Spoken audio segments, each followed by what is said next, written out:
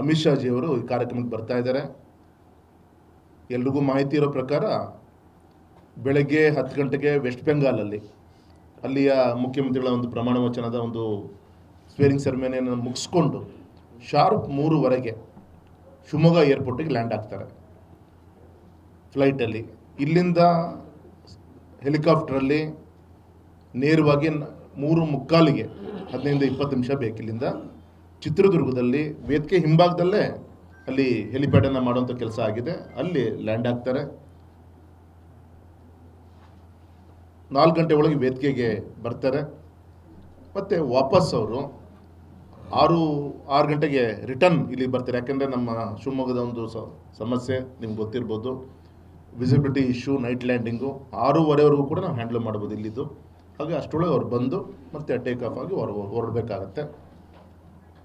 ಹಾಗೆ ಅಂತ ಸಭೆ ಮಾತ್ರ ಬೆಳಗ್ಗೆ 12:30 ಶುರು ಆಗಿಬಿಡುತ್ತೆ. ಬೇರೆ ಬೇರೆ ಮಠಾಧೀಶರು, ನಮ್ಮ ಗಣ್ಯರು ಸಭೆಯನ್ನು ಉದ್ದೇಶಿಸಿ ಶುರು ಮಾಡ್ತಾರೆ ಅವರು. ಅಮಿತ್ ಶಾಜಿಯವರು ಬಂದಾಗ ಇರೋಂಥ ಸಮಯದಲ್ಲಿ ಆ ಸಂದರ್ಭದಲ್ಲಿ ಯಾರು ಇರಬೇಕು ಏನಂತೇಳಿ ಸಂಘಟನೆ ಆ ಒಂದು ಅಭಿಮಾನಿಗಳ ಒಂದು ಸಮಿತಿ ಏನಿದೆ ಅವ್ರು ಕೂತ್ಕೊಂಡು ಯೋಚನೆ ಮಾಡಿದ್ದಾರೆ. ಅದರ ಪ್ರಕಾರ ಕಾರ್ಯಕ್ರಮ ಆಗುತ್ತೆ ಸರ್. ವಿಶೇಷವಾಗಿ ಈ ಕಾರ್ಯಕ್ರಮಕ್ಕೆ ನಮ್ಮ ಜಿಲ್ಲೆಯಿಂದ ತುಂಬ ದೊಡ್ಡ ಸಂಖ್ಯೆಯಲ್ಲಿ ಕಾರ್ಯಕರ್ತರು ಹೊರಟಿದ್ದಾರೆ. ಒಂದು ವಿಶೇಷ ಒಂದು ನೀವು ವೆಹಿಕಲ್ಲು ವ್ಯವಸ್ಥೆ ಇದು ಯಾವುದು ಕೂಡ ಕೇಳ್ತಾ ಇಲ್ಲ.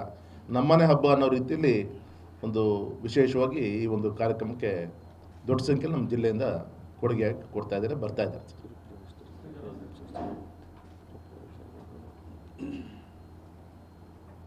ಒಂದು ಗುರಿ 10 ಲಕ್ಷವರೆಗೂ.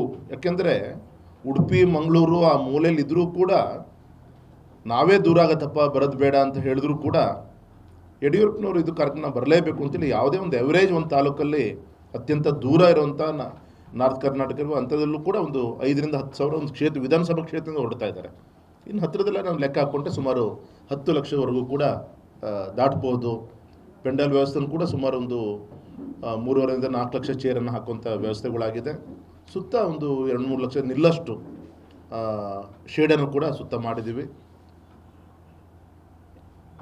ದೊಡ್ಡ ಸಂಖ್ಯೆಯಲ್ಲಿ ಈ ಒಂದು ಕಾರ್ಯಕ್ರಮ ಮತ್ತು ವಿಶೇಷವಾಗಿ ಒಂದೇ ವೇದಿಕೆಯಲ್ಲಿ ಅಷ್ಟೊಂದು ಶ್ರೀಗಳನ್ನು ನೋಡುವಂಥ ಒಂದು ಅವಕಾಶನೂ ಕೂಡ ಹಿಂದೆ ಯಾವತ್ತೂ ಕೂಡ ಆಗಿಲ್ಲ ಅಂತ ನನಗೆಲ್ಲ ಒಂದು ಕಡೆ ಅನಿಸುತ್ತೆ. ನಮ್ಮ ವಿಶ್ವ ಹಿಂದೂ ಪರಿಷತ್ತು ಈ ರೀತಿಯಂಥ ಬೇರೆ ಬೇರೆ ಕಾರ್ಯಕ್ರಮದಲ್ಲಿ ಆಗಿರ್ಬೋದು. ಈ ರೀತಿಯಂಥ ಒಂದು ಪಕ್ಷಾತೀತವಂಥ ಒಬ್ಬ ರಾಜಕೀಯ ಕ್ಷೇತ್ರದಲ್ಲಿ ಕೆಲಸ ಮಾಡಿದಂಥ ವ್ಯಕ್ತಿಗೆ ಸನ್ಮಾನ ಮಾಡುವಂಥ ಸಂದರ್ಭದಲ್ಲಿ ಇಷ್ಟು ದೊಡ್ಡ ಸಂಖ್ಯೆಯಲ್ಲಿ ನಮ್ಮ ಎಲ್ಲ ಸಮಾಜದ ಸ್ವಾಮೀಜಿಗಳು ಒಂದೇ ವೇದಿಕೆ ಬರ್ತಿರೋದು ಕೂಡ ಒಂದು ಇತಿಹಾಸ ಅಂತ ನಾನು ಹೇಳಲಿಕ್ಕೆ ಇಚ್ಛೆಪಡ್ತೀನಿ ಸರ್.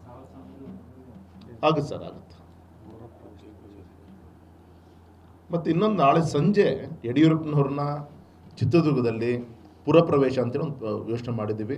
ಯಾವ ರೀತಿ ದಸರಾ ಹಬ್ಬದ ಸಂದರ್ಭದಲ್ಲಿ ಟ್ಯಾಬ್ಲೋ ಈ ಥರದ ಎಲ್ಲದೂ ಕೂಡ ಏನು ಇರುತ್ತೆ ಅದೇ ರೀತಿ ಯೋಚನೆಯನ್ನು ಮಾಡಿದೆ. ವಿಶೇಷವಾಗಿ ನಮ್ಮ ಜಿಲ್ಲೆಯ ನಮ್ಮ ದತ್ತಣ್ಣ ಇರ್ಬೋದು, ಅರುಣ್ ಇರ್ಬೋದು, ಗೌರವಂತ ಡಾಕ್ಟರ್ ಸರ್ಜಿಯವರು ಇರ್ಬೋದು, ಅದರ ಒಂದು ವಿಶೇಷವಾದಂಥ ಒಂದು ಇದಕ್ಕೆ ಗಮನಿಸ್ತಾ ಇದ್ದಾರೆ. ನಮ್ಮ ಸಿದ್ದರಾಮಯ್ಯಂಥ ಹಿರಿಯರು ಅವರೆಲ್ಲ ಒಟ್ಟಿಗೆ ಓಡಾಡಿದಂಥ ಮುತ್ಸದ್ದಿಗಳು.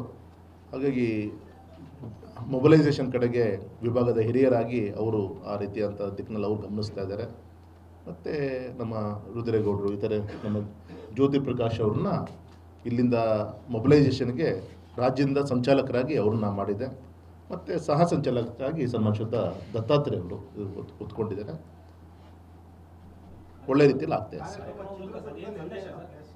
ಸರ್. ಅದು ಮಾದಾರ ಚೆನ್ನಯ್ಯ ಮಠ ಏನಿದೆಯಲ್ಲ ಅದರ ಗುರುಪೀಠದ ಪಕ್ಕದಲ್ಲಿ ಸುಮಾರು ಒಂದು 500 acres, ಮೋರ್ ದೆನ್ 500 acres ಇರ್ಬೋದು ಆ ಲ್ಯಾಂಡ್. ಅದು ಪ್ರೈವೇಟ್ ಪರ್ಸನ್ಸ್ ಅನಿಸುತ್ತೆ.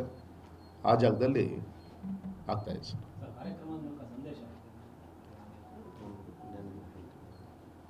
ನಮ್ಮ ಕೆಲವು ನಿಮಿಷ ನಮ್ಮ ನಂದ್ರನ್ನು ಬರ್ತಾ ಇದ್ದಾರೆ. ಒಂದು ಒಬ್ಬ ಹೋರಾಟಗಾರರಾಗಿ ಯಡಿಯೂರಪ್ಪನವರು ಮತ್ತು ಅವ್ರ ಮನೆಯನ್ನು ಅವರೇ ಕಟ್ಕೊಂಡು ಮನೆ ಯಜಮಾನರು ಆದರು. ಮತ್ತು ಅವರ ನಿವೃತ್ತಿ ನಂತರ ಅನೇಕ ಯಜಮಾನರುಗಳನ್ನು ಕೂರಿಸುವಂಥ ಕೆಲಸವನ್ನು ಕೂಡ ಸಂಘಟನೆ ಮುಖಾಂತರ ಯಡಿಯೂರಪ್ಪನವ್ರು ಮಾಡಿದ್ರು. ಪಕ್ಷವನ್ನು ದಕ್ಷಿಣ ಭಾರತದಲ್ಲಿ ನೀವು ನೋಡಿ ಗಮನಿಸ್ತಾ ಇದ್ದೀರಿ, ನಮ್ಮ ಪಕ್ಷವನ್ನು ಒಪ್ಕೊಳ್ಳಲಿಕ್ಕೆ ಇನ್ನೂ ಸ್ವಲ್ಪ ಸಮಯ ಬೇಕಾಗತ್ತೆ. ಇಂಥ ಸಂದರ್ಭದಲ್ಲಿ ಕರ್ನಾಟಕದಲ್ಲಿ ಈಗಾಗಲೇ 4 ಬಾರಿ ಮುಖ್ಯಮಂತ್ರಿಗಳಾಗಿ ಸಂಘಟನೆಗೂ ಶಕ್ತಿ ತುಂಬಿದ್ದಾರೆ. ಮತ್ತು ನಮ್ಮದಂಥ ದಲಿತರು, ರೈತರು, ಮಹಿಳೆಯರಿಗೆ ಸಾಮಾಜಿಕ ಕಾರ್ಯಕ್ರಮವನ್ನು ಕೊಡೋ ಮುಖಾಂತರ ಶಕ್ತಿ ತುಂಬುವಂಥ ಕಾರ್ಯವನ್ನು ಕೂಡ ಮಾಡಿದ್ದಾರೆ. ಹಾಗಾಗಿ ಇವತ್ತಿನ ಒಂದು ಯುವ ಪೀಳಿಗೆಗೆ ಅದನ್ನು ಆ ಹೋರಾಟದ ದಿನಗಳನ್ನು ಅವ್ರ ದಿನದಲ್ಲಿ ಅಳವಡಿಸ್ಕೊಂಡು ತೆಗೆದುಕೊಂಡು ಹೋಗುವಂಥ ಒಂದು ಸಂದರ್ಭ ಇಟ್ಕೊಂಡು ಈ ಕಾರ್ಯಕ್ರಮ ಮಾಡ್ತಾ ಇದ್ದೀವಿ. ಇವತ್ತಿನ ಒಂದು ಪತ್ರಿಕಾಗೋಷ್ಠಿಗೆ ನಮ್ಮ ಸನ್ಮಾನಿಸಿದ ಕೂಡ ಒಂದು ವಿಶೇಷವಾದಂಥ ಒಂದು ದಿನ ಇವತ್ತು. ಆಪರೇಷನ್ ಸಿಂಧೂರ್ ಮೊದಲ ಒಂದು ವಾರ್ಷಿಕೋತ್ಸವದ ಒಂದು ದಿನ ಇವತ್ತು. ಆಪರೇಷನ್ ಸಿಂಧೂರ್ ನಡೆದು 1 ವರ್ಷ ಆಗಿದೆ. ತಮಗೆಲ್ಲರೂ ಕೂಡ ಗೊತ್ತಿದೆ, ಪೆಹಲ್ಗಾವಲ್ಲಿ 26 ಅಮಾಯಕ ಭಾರತೀಯರನ್ನ ಧರ್ಮವನ್ನು ಕೇಳಿ ಹತ್ಯೆ ಮಾಡಿದಂಥ ಉಗ್ರರಿಗೆ ಭಾರತ ನೀಡಿದಂಥ ಒಂದು ದಿಟ್ಟ ಪ್ರತ್ಯುತ್ತರ ಆಪರೇಷನ್ ಸಿಂಧೂರ್ ಈಗಾಗಲೇ ಇತಿಹಾಸದಲ್ಲಿ ದಾಖಲೆ ಆಗಿದೆ. ಇದು ಕೇವಲ ಒಂದು ಮಿಲಿಟರಿ ಕಾರ್ಯಾಚರಣೆ ಆಗದೆ ಸನ್ಮಾನಿಸಿದ ಹೆಮ್ಮೆಯ ಪ್ರಧಾನಮಂತ್ರಿಗಳಾದಂಥ ನರೇಂದ್ರ ಮೋದಿಜಿಯವರ ಭಾರತದ ಒಂದು ಬಲಿಷ್ಠ ಸಂಕಲ್ಪದ ಒಂದು ಸಂಕೇತ ಅಂತೇಳಿ ಅತ್ಯಂತ ಅಭಿಮಾನಪೂರ್ವಕ ನಾವು ಹೇಳಲಿಕ್ಕೆ ಇಚ್ಛೆ ಪಡ್ತೇವೆ. ನಮ್ಮ ಅಮಾಯಕ ನಾಗರಿಕರ ಒಂದು ರಕ್ತಕ್ಕೆ ಉತ್ತರವಾಗಿ ದೇಶದ ಗಡಿಯನ್ನು ದಾಟಿ ಶತ್ರುಗಳು ಅಡಗಿದ್ದ ಗುಹೆಯನ್ನು ಹೊಕ್ಕಿ ಹೊಡೆಯುವಂಥ ಶಕ್ತಿ ಭಾರತಕ್ಕೂ ಕೂಡ ಇದೆ ಅಂಥೇಳಿ ತೋರಿಸ್ಕೊಟ್ಟಂಥ ಒಂದು ದಿನ ಅಂತ ಹೇಳಿ ನಾನು ಹೇಳಲಿಕ್ಕೆ ಇಚ್ಛೆ ಪಡ್ತೇನೆ. ತಮಗೆ ಗೊತ್ತಿದೆ, 2025 ಮೇ 7ಕ್ಕೆ ನಮ್ಮ ಸೇನಾಪಡೆಗಳು, ಭಾರತದ ಸೇನಾಪಡೆಗಳು ಪಾಕಿಸ್ತಾನದ ಒಳಗೆ ನುಗ್ಗಿ ಉಗ್ರರನ್ನ ನೆಲೆಗಳನ್ನು ಸುಮಾರು 9ರಿಂದ 10 ನೆಲೆಗಳನ್ನು ಧ್ವಂಸ ಮಾಡಿದಂಥ ದಿನವೂ ಕೂಡ ಹೌದು. ಸೊ ಈ ಸಂದರ್ಭದಲ್ಲಿ ಭೂಸೇನೆ ಇರ್ಬೋದು, ವಾಯುಸೇನೆ ಇರ್ಬೋದು, ನೌಕಾಪಡೆ ಶಕ್ತಿ ಇರ್ಬೋದು, ಅದರ ಒಂದು ಶೌರ್ಯ ಪರಾಕ್ರಮಗಳಿರ್ಬೋದು, ಒಂದು ನಮ್ಮ ದೇಶಕ್ಕೆ ಒಂದು ಹೆಮ್ಮೆ ತರುವಂಥ ಒಂದು ವಿಚಾರ. ಅವರ ಕರ್ತವ್ಯನಿಷ್ಠೆ ಮತ್ತು ರಾಷ್ಟ್ರದ ಒಂದು ಭದ್ರತೆ ವಿಚಾರದಲ್ಲಿ ಯಾವ ರೀತಿ ಅಂತ ಒಂದು ಬುನಾದಿಯನ್ನು ಹಾಕ್ಕೊಟ್ಟಿದ್ದಾರೆ ಅನ್ನಲಿಕ್ಕೆ ನಾವೆಲ್ಲರೂ ಕೂಡ ಪ್ರಶಂಸೆ ವ್ಯಕ್ತಪಡಿಸುವಂಥ ಒಂದು ದಿನವೂ ಕೂಡ ಹೌದು. ಹೆಮ್ಮೆಯ ಪ್ರಧಾನಮಂತ್ರಿಗಳು ಈ ಒಂದು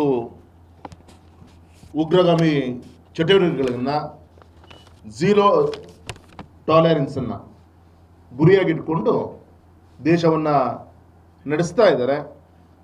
ಮತ್ತು ಹಿಂದೆಲ್ಲ ನಮ್ಮನ್ನು ಕೆಣಕಿದ್ರೆ ಎಲ್ಲೋ ಒಂದು ಕಡೆಗೆ ಕಾಂಪ್ರಮೈಸ್ ನೇಚರ್ಲಿ ದೇಶವನ್ನು ನಡೆಸುವಂಥ ಒಂದು ಉದಾಹರಣೆಗಳನ್ನ ನಾವು ನೋಡಿದ್ವಿ. ಆದರೆ ಇವತ್ತು ಭಾರತವನ್ನು ಕೆಣಕಿದ್ರೆ ನಾವು ಸುಮ್ಮನಿರಲ್ಲ ಅಂಥೇಳಿ ಗಡಿಯಾಚೆಯ ಒಂದು ಶತ್ರುಗಳಿಗೆ ಸ್ಪಷ್ಟವಾದಂಥ ಒಂದು ಸಂದೇಶವನ್ನು ಕೂಡ ಕೊಟ್ಟಂಥ ಒಂದು ದಿನ. ಮತ್ತು ವಿಶೇಷವಾಗಿ ಅವರು ಅವತ್ತು ಉಪಯೋಗಿಸುವಂಥ ಕ್ಷಿಪಣಿಗಳಿರ್ಬೋದು, ಇದೆಲ್ಲದೂ ಕೂಡ ಆತ್ಮನಿರ್ಭರ್ ಭಾರತ ಅಡಿಯಲ್ಲಿ ಅಭಿಯಾನದ ಒಂದು ಯಶಸ್ವಿಗೆ ಒಂದು ಸಾಕ್ಷಿನೂ ಕೂಡ ಅವತ್ತು ಆಗಿದ್ದು ಗೊತ್ತಂಥ ವಿಚಾರ. ಹಾಗಾಗಿ ಇವತ್ತಿನ ಒಂದು ದಿನವನ್ನು ನಮ್ಮ ದೇಶದ ಎಲ್ಲ ರಕ್ಷಣಾ ವ್ಯವಸ್ಥೆಗಿರುವಂಥ ಎಲ್ಲ ಶಕ್ತಿಗಳಿಗೆ ಕೈ ಜೋಡಿಸಿದಂಥ ಆ ಪರಾಕ್ರಮ ಸೈನಿಕರಿಗೆ ನಾನು ಈ ಸಂದರ್ಭದಲ್ಲಿ ನಮ್ಮ ದೇಶದ ಪರವಾಗಿ, ನಮ್ಮ ಕ್ಷೇತ್ರದ ಪರವಾಗಿ ಆ ಅಭ್ಯುದಯ ಒಂದು ವಿಶೇಷವಾದಂಥ ಒಂದು ನಮ್ಮ ತಾಯಿಂದಿರ ಒಂದು ಸಿಂಧೂರವನ್ನು ಮುಟ್ಟಿದರೆ ಆಪರೇಷನ್ ಸಿಂಧೂರ್ ಮುಖಾಂತರ ಉತ್ತರ ಕೊಟ್ಟಂಥ ದೇಶದ ಸೈನಿಕರಿಗೆ ನಾನು ಈ ಸಂದರ್ಭದಲ್ಲಿ ಅಭಿನಂದನೆಯನ್ನು ಸಲ್ಲಿಸ್ತಾ ಇದ್ದೀನಿ.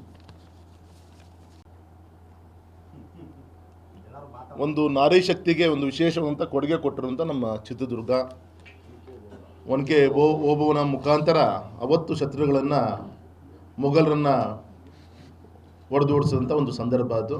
ಹಾಗಾಗಿ ಇನ್ನೊಂದು ಕಡೆಗೆ ನಾರಿಶಕ್ತಿ ಅಧಿನಿಯಮಕ್ಕೆ ನಮಗೆ ಸೋಲಾಗಿದೆ. ಮತ್ತೊಮ್ಮೆ ಯಾವ ರೀತಿ ಅವತ್ತು ಒನಕೆ ಮುಖಾಂತರ ಅವನಿಗೆ ಸದೆ ಬಿಡುವ ಮುಖಾಂತರ ಎಚ್ಚರಿಸುವಂಥ ಕೆಲಸ ಮಾಡಿದ್ರು, ಮತ್ತೊಮ್ಮೆ ಮೀಸಲಾತಿಗೆ ಗೌರವಂತ ಪ್ರಧಾನಮಂತ್ರಿಗಳು ಸಂಕಲ್ಪ ಮಾಡಿದ್ದಾರೆ. ಮತ್ತೊಮ್ಮೆ ನಾನು ಮನ್ನಣೆ ಮಾಡ್ತೀನಿ, ನ್ಯಾಯ ಕೊಡ್ತೀನಿ ಅಂತೇಳಿ ಸಂಕಲ್ಪ ಮಾಡಿದ್ದಾರೆ. ಸೊ ಅದರ ಒಂದು ಸಂಕಲ್ಪನೂ ಕೂಡ ಇದ್ರ ಮುಖಾಂತರ ಆಗುತ್ತೆ ಅಂತೇಳಿ ಆ ದೃಷ್ಟಿಯಿಂದ ದುರ್ಗವನ್ನು ಆಯ್ಕೆ ಮಾಡ್ಕೊಂಡಿದ್ದೀವಿ. ಮತ್ತೆ ಹೆಚ್ಚಿನ ವಿಡಿಯೋಗಳಿಗೆ ಪ್ರತಿಧ್ವನಿ ಯೂಟ್ಯೂಬ್ ಚಾನೆಲ್ ಸಬ್ಸ್ಕ್ರೈಬ್ ಮಾಡಿ, ಬೆಲ್ ಐಕಾನ್ ಕ್ಲಿಕ್ ಮಾಡಿ.